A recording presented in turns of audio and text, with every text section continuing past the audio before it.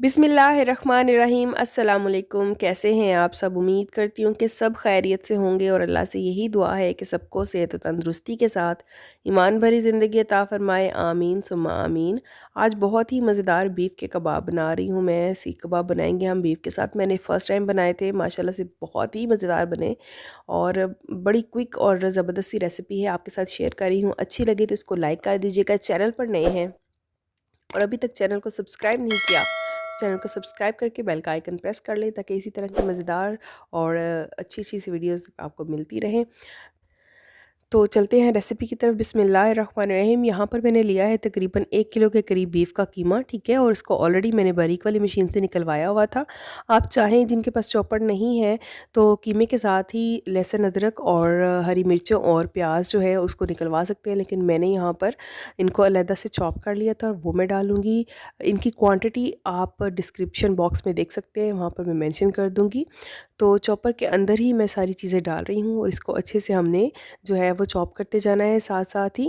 अगर आपके पास चॉपर नहीं है तो बारीक मशीन से इसको निकलवा लें और फिर तमाम चीज़ों को जो मैं मेंशन कर रही हूँ इनको मिक्स कर लें। बहुत ही मज़ेदार किस्म के जो है वो सीख कबाब बनेंगे और ज़बरदस्त, बहुत ही आला इनका टेस्ट बनता है। आप इस रेसिपी को ज़रूर ट्राई कीजिएगा और मेरी आवाज़ को थोड़ा निगलेक्ट कीजिएगा। सीज़नल फ्लू जो है उसकी वजह से तबीयत थोड़ी सी नासाज है। तो यहाँ पर हम स्पाइसेस ऐड करेंगे। तो सबसे पहले स्पाइसेस में मैं डाली हूँ सुरख मिर्चें। आप जहन में रखें कि हरी मिर्चें जो हैं वो हमने ऑलरेडी चॉप करके इसमें डाली हुई हैं। तो हस्बे ज़ायका जो है वो मैं सुरख मिर्च का इस्तेमाल कर रही हूँ और इसमें हल्दी डालूँगी। हल्दी आपको पता है कि एंटीबायोटिक होती है, सेहत के लिए बहुत अच्छी होती है, तो हल्दी जितना हो सके खानों में इस्तेमाल किया करें। और यहाँ पर हम इसमें डालेंगे नमक। नमक भी जाएगा हस्बे ज़ायका।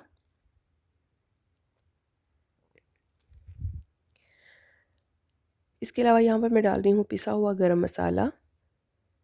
तमाम जो अज्ज़ा हैं इनकी क्वांटिटी आपको डिस्क्रिप्शन बॉक्स में मिल जाएगी, आप वहाँ पर चेक कर सकते हैं। साथ ही साथ इसमें डालेंगे सूखा धनिया। सूखा धनिया मैं यहाँ पर जो है वो पिसा हुआ भी डालूँगी और थोड़ा सा दरदरा भी डालूँगी। तो 1 चम्मच यहाँ पर मैं डाल रही हूँ, बाकी इसको दरदरा डालूँगी और यहाँ पर डालेंगे हम पिसा हुआ ज़ीरा। और एक दफ़ा फिर मैं यहाँ पर चॉपर चला रही हूँ ताकि तमाम चीज़ें अच्छे से मिक्स हो जाएँ और जितना हो सके कीमा जो है वो हमारा फ़ाइन हो जाए।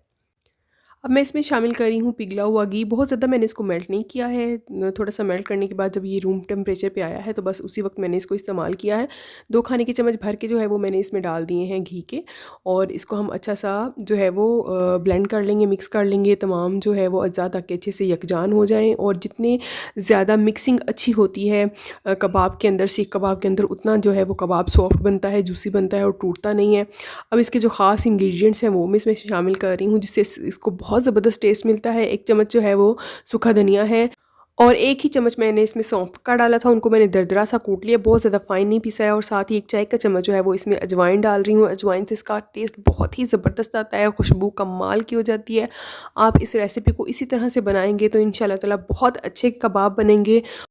अब कबाबों को ज़्यादा जूसी और सॉफ्ट बनाने के लिए इसमें मैं शामिल कर रही हूँ क्रीम। क्रीम तकरीबन मैंने आधी प्याली जो है इसमें शामिल कर दी है, गोश्त की क्वांटिटी के अकॉर्डिंग है।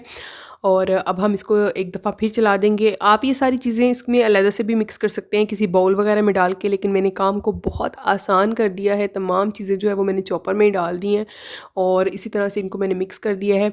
यहाँ पर मैंने प्याज लिए थे, 2 से 3 जो हैं वो दरमियाने साइज़ के प्याज थे जिनको मैंने अलहदा से जो है वो क्रश कर लिया था, कद्दूकस जिसे कहते हैं। और इसको मैंने जो है बिल्कुल भी चॉप नहीं किया है, इसको फ़ाइन सा मैंने जो है वो ग्रेट कर लिया है। ग्रेट करने के बाद आप देख सकते हैं इस तरह से इसका सारा पानी निकाल लेना है। इससे क्या होगा, कबाब बिल्कुल भी टूटते नहीं, इसमें पानी नहीं रहना चाहिए।